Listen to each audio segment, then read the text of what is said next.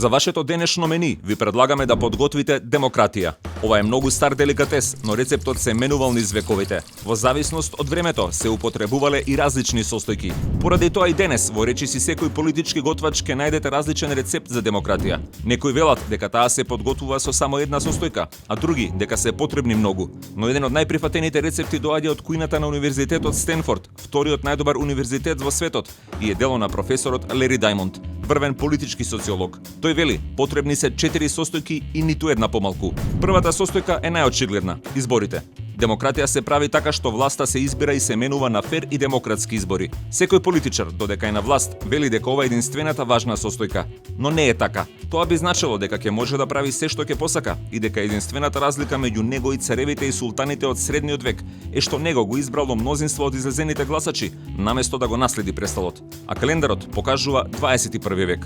Дали тој што победил на изборите ја има поддршката од мнозинството, може да ги натера сите што биле против него да носат кловновски капи, или јавно да се покајат за својот избор, или да им ги одземе имотите, да легализира крвна одмазда, убиство, робство. Не може поради втората состојка во рецептот, а тоа е заштита на човековите и граѓански права на секој поединец.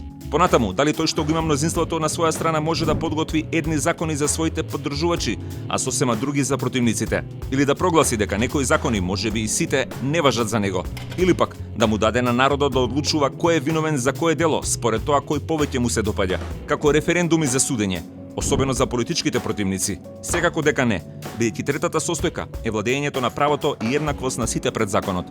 На крајот, дали тој што има власта во демократијата може да се затвори во својата канцеларија и само повремено да ни кажува што одлучил за нас, какви нови закони ни вовел, а ние само да слушаме. Дали самиот треба да решава за се во општеството? Повторно не, зашто четвртата состојка е активно учество на граѓаните во политиката. Тие треба да знаат што подготвува власта, кои информации ги користи за да донесе некоја одлука, што сака да постигне, дали постојат други начини да се постигне тоа и така натаму. И треба да кажат што мислат за секој чекор во донесувањето одлуки, преку контакти со политичарите, граѓанските организации, медиумите, социјалните мрежи и така натаму.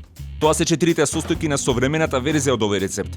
Мора внимателно да се следи. Погрешни состојки или погрешна употреба на состојките може да бидат штетни за здравјето на општеството.